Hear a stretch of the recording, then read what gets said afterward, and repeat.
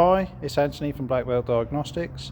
Today's video will be explaining about what happens during the initial diagnostic assessment. What do we carry out?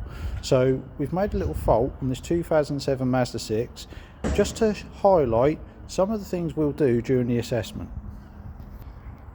So we're using the Triton Generation 3 and we've replicated the fault. But what we would do typically, first and foremost on the vehicle, is a full system scan. Looking at that as well, we can see we've got 5 systems, a couple of engine trouble codes. We've also got an ABS fault that may be related, and we've also got the OBD faults as well. One thing we do look at is these readiness monitors. So we want to make sure they're completed. If they've not completed and there's no reason as to why they haven't completed, it could well be that there's been codes cleared quite recently and we may not have the true information of what could well be available on the vehicle. So on this, we'll go back. And one thing as well I do want to explain, that when we are looking at faults on these vehicles, the initial diagnosis assessment pretty much will only cover your complaint, i.e. on this vehicle we've got a engine management light on, so we're really going to be only looking at the engine codes.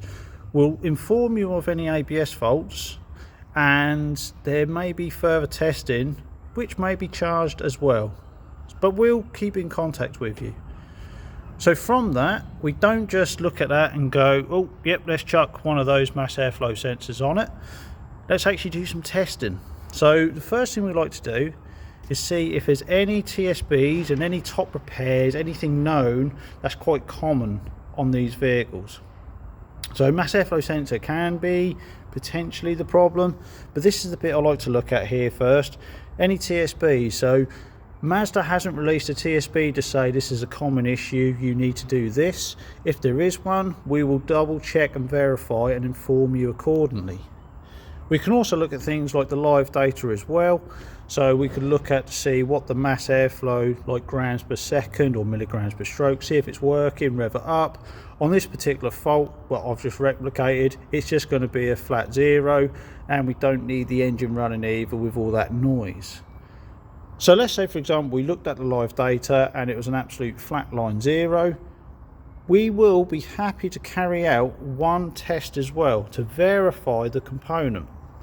So we can see here we're actually using the Triton as a lab scope and digital multimeter. It's got all them functions there, and what we want to verify is does the sensor work and has it got everything it needs, i.e. its power or its ground. Now on this, we are back probed into the power supply for the mass airflow sensor. We verified that with the wiring diagram. So if I now switch this to scope multimeter, I'm just going to use digital multimeter because it's nice big numbers, and we can see here we've got 0 volts. That may be why we've got the trouble codes. So we now can test, okay, we've got a missing power to the mass airflow sensor. We need to go backwards, because basically if you imagine the power supply comes from the battery positive, goes through the fuse box and then to the mass airflow sensor. So let's verify first and foremost, do we have a good battery? So there, yep, we do have 12.27. Yeah, it's slightly low, but I've had the ignition on for a few minutes and I've not used the battery support unit. That's a little bit naughty, we typically do.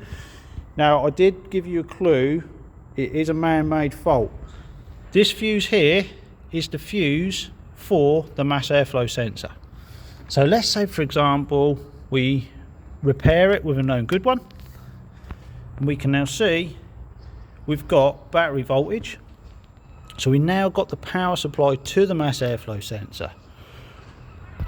So in that example, we can see, we've actually tested it, and let's say, for example, if a fuse had blown and we put one in and it doesn't blow, we'll inform you that fuses don't blow on their own. They do, there's something that could be, but we've not been able to replicate the fault.